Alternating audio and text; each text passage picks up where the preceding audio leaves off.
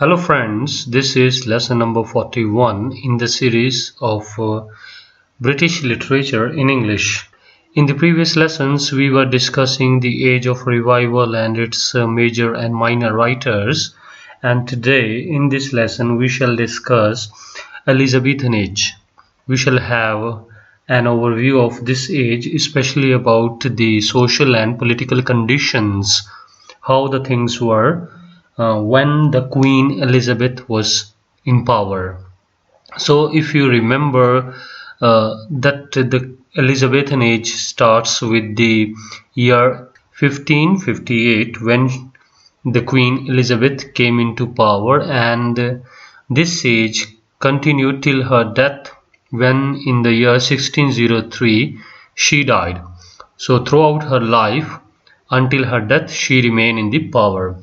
Let's get on with the some of the things related to the period that was before the reign of Elizabeth. As we know that in the 14th century, the Renaissance started, and it first came in the country Italy. And Italy, we have one name, that is Petrarch. Petrarch. You may have heard this term, Petrarchan sonnets. The sonnets developed by Petrarchan or Petrarch, they are called as Petrarchan sonnets. His real name is Francisco Petrarca, and he was also called as the father of humanism. So remember this point.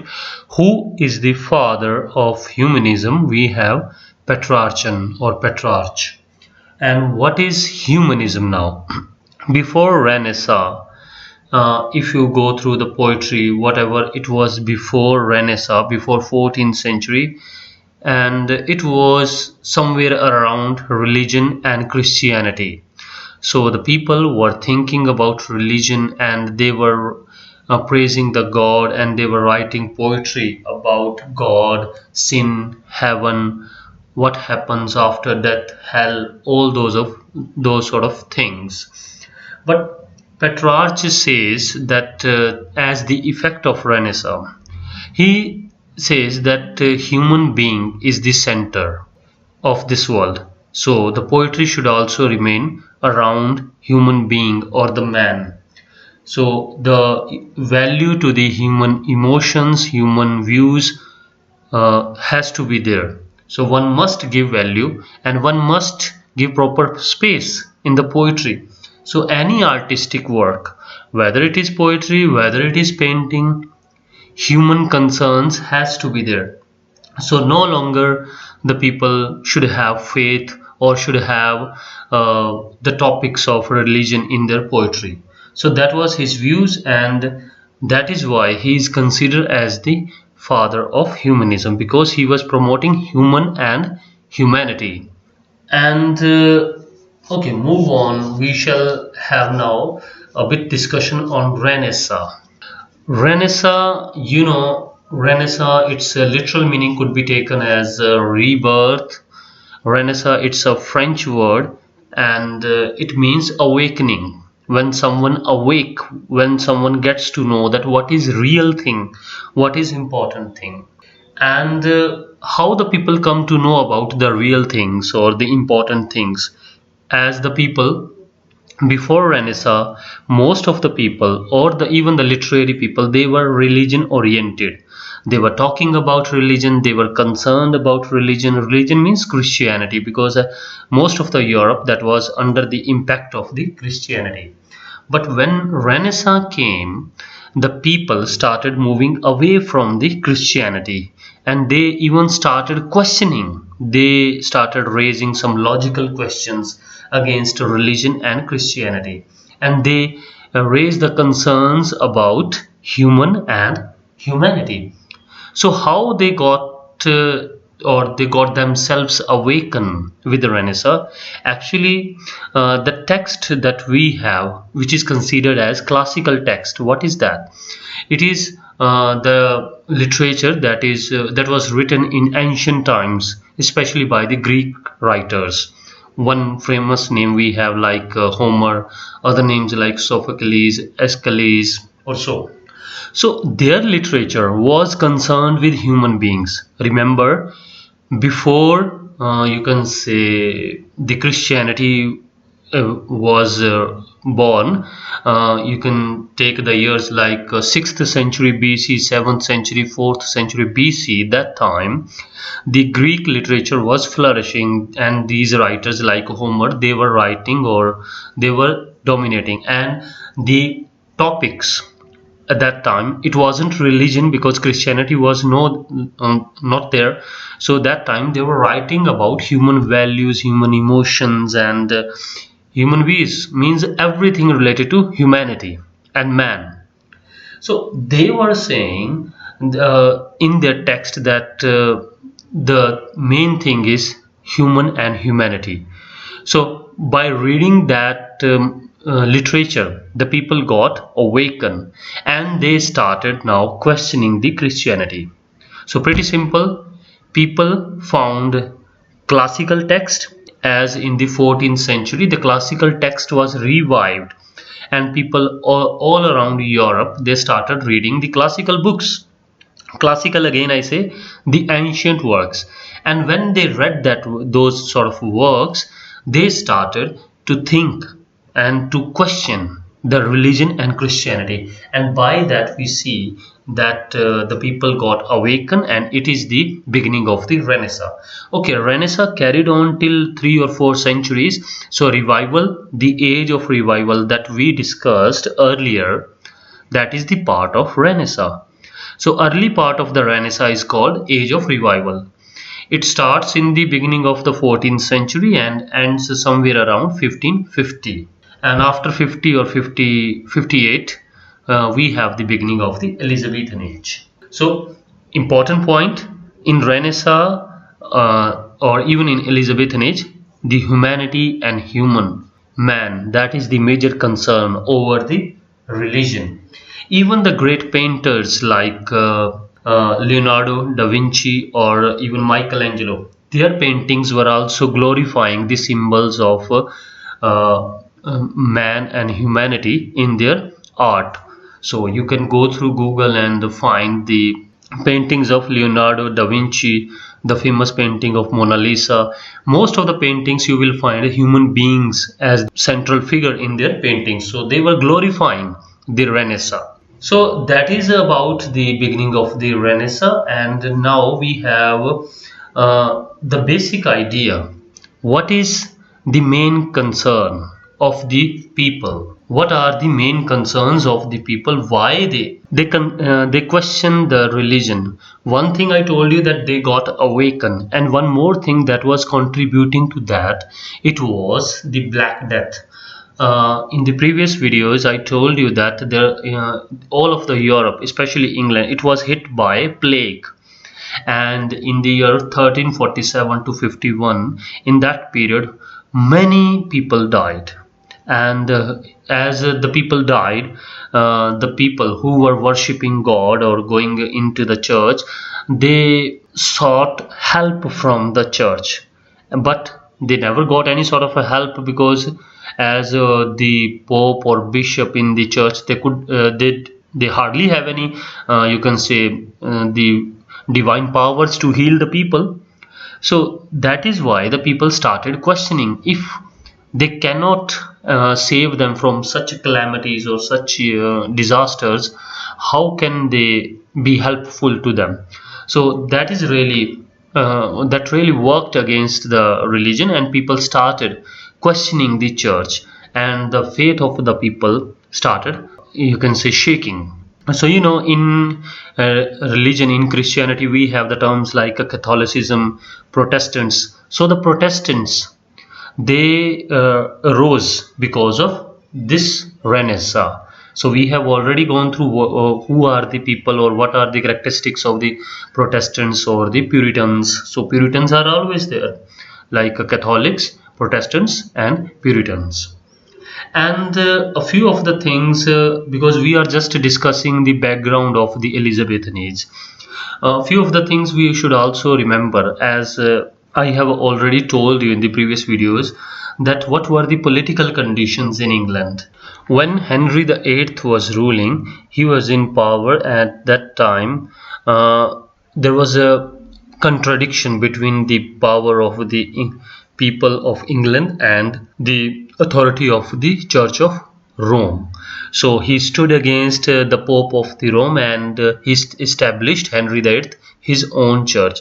And when these sort of political things happened, there was a huge upset in the common man's life. There was bloodshed as well, because there was a hatred among the Catholics and the Puritans or the Protestants. So everything was disturbed. That did not really help the writing, because when there is a plague, there is a political disputes, and even before that there were the War of Roses. I told you that there was a dispute between the two royal families for taking control over England, and that time as well everything was disturbed. So that is why in the early part of the 16th century, means from 1500 to 5050, there was not that much good literature. And even before that, in the 15th century, we didn't have that much great literature as we have in the Elizabethan age. So that is why Elizabethan age is called as the golden period of English writing. So far as we have discussed the background of the Elizabethan age and how the conditions were before this, her reign, the reign of the Queen Elizabeth. And when Queen Elizabeth came to power, she controlled everything. She tried her best to establish peace among the people. She was always concerned about whether they are Catholics or Protestants or Puritans. She was taking care of the you can say interest of all these people. She did this successfully by establishing or by creating harmony among the different categories of the people. Now, as a conclusion, we see that the Renaissance is the movement Renaissance that is very important, and that awakened the people, and after that we see the literature flourished. As I was telling you that the Elizabethan age is called as the golden period of English writing. Why? Because one simple fact you see, even as a result, that in Elizabethan age we have the literary giants like William Shakespeare, Christopher Marlowe, Philip Sidney, Ben Jonson, Edmund Spenser. So all great poets and dramatists we have in the Elizabethan age, and they flourished. They flourished just because of one fact, that there was harmony. There wasn't any upset among the people, neither in the political sphere nor in the social sphere. So one more point that we can discuss here, that is inkhorn controversy. Inkhorn controversy, what is this? Inkhorn, the literal meaning of these two words we shall take a bit later, but first when this age, the 15th century or 16th century, that time there was a vernacular English. The people were speaking this language. Vernacular English means the language used by the common people. And that time there was Greek and Latin languages as well. Latin because of Christianity. Christianity was spreading Latin. And second, there was Greek languages, as I have told you that the classic Greek literature was revived. So people were reading Greek language, its literature. So the popularity of these two languages, Greek and Latin, there were a few words, or not just a few, many words people started using. The combination or the collective, you can say, the mixture of these three languages, English, Latin and Greek. And now there were the two class of the people, or there were two categories. In one category, the people they were saying that Latin and Greek are the language of a superiority. So one should use the words from these languages and while making conversation in vernacular English. So pretty simple point.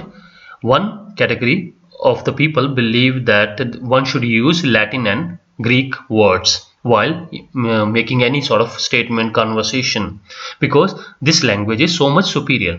On the other category, or in the other category, we have the people, they say that the usage of Greek and Latin words is not possible for common people, so it must be avoided. The use of Latin and Greek words must be avoided. One should use purely vernacular English. So that was the controversy between these two class of the people. It is called as inkhorn controversy. Now you would be surprised, or you would be thinking that where is ink and horn in this controversy? So there is nothing like this. Okay, what is the meaning of this inkhorn? It's related to ink. We know that we use an ink pot. In it's a jar, small jar, in that we store ink. So that jar was made of the horn of the animals, and in that jar one used to store the ink. That is called as inkhorn. From there it is given the name inkhorn. Okay, there is not any logical reason what I saw between giving this name to that controversy of the languages, but still in the center point we see behind inkhorn controversy, or the concept of the inkhorn controversy gives us that point of the contradiction between the people for the usage of the Latin and Greek words while using vernacular English. One point you can add, like the people like William Shakespeare, he even was of the opinion that one should not use Latin or Greek words. There is a word like a small Latin and less Greek one should use. Small Latin, less Greek one should use, means one should use only vernacular English. So William Shakespeare himself, he was saying that one should give new words to English, but should not take the words from, or should not borrow the words from these languages. He himself added, as it is believed, approximate above than 10,000 words to English language. William Shakespeare himself gave 10,000 plus words to English language. So that is about the inkhorn controversy. Apart from this, there are a few more things about political sphere of England during this Elizabethan age. I think it's already more than 18 minutes, so we shall have another video on this topic. In the next section we shall, or in the next video I should say, we shall discuss a few of the more developments, political developments, issues with the Spain and with the Philip the king, and then other improvements made by Elizabeth, Queen Elizabeth, we shall discuss in the next video. So we just try to sum up whatever we have discussed. So Renaissance is the beginning, it means the awakening. Why it happened? It happened because of the revival of the classical text of Greek language. In that we have the great writers like Homer, Sophocles, I have told you already. So the important painters or artists, in that we have the name like Michelangelo or Leonardo da Vinci, or and then we have the father of humanism. Who is that? That is Petrarchan or Petrarch, Francisco Petrarca. And the inkhorn controversy I have already told you. Okay, one thing we can add before finishing this Petrarch or Petrarchan, we can just have a brief introduction about this. Okay, we shall discuss Petrarchan sonnets in detail when we consider the European literature and also the poetic forms, but for the moment, if you can remember, there are famous two types of sonnets, Petrarchan sonnets and then Shakespearean sonnets. What is their rhythmic form? So I'll just give you introduction to this. You can easily remember. It is not that difficult to remember. So what is the form of the Petrarchan sonnets and Shakespearean sonnets? First, in the Petrarchan sonnets, first remember pet. Pet I take for the 5, as we have a pentagon. Pentagon is a shape that is having 5 sides. So remember pentagon or pet. So from Petrarch, remember 5 means 5 letters of English alphabets should be used. So A, B, C, D, E, only up to E. So what is the form? A, B, B, A, A, B, B, A twice, then C, D, E, C, D, E. So it is a 14 line sonnet. A, B, B, A, A, B, B, A, C, D, E, C, D, E. And when we think of Shakespearean sonnets, Shakes I take for 7. Okay, starting with S. So there will be 7 alphabets like A, B, C, D, E, F, G. So what is the form? It is simpler than that. It is simple: A, B, A, B, C, D, C, D, E, F, E, F, G, G. A, B, A, B, C, D, C, D, E, F, E, F, G, G. Pretty simple. In the Petrarchan, we have a different order like A, B, B, A, A, B, B, A, C, D, E, C, D, E. So these are the two types of sonnets, the commonly used sonnets. Okay, there are Spenserian sonnets as well. On that we can have a discussion a bit later. So that's it for this lesson. You can further read these sonnets or about this topic if you can find from anywhere. In the next video we shall have a discussion on the remaining political, or the important I should say, because we haven't discussed the political conditions in this lesson. So in the next lesson we shall discuss the political conditions during the age of Elizabeth. So that's it for this lesson. Have a great day.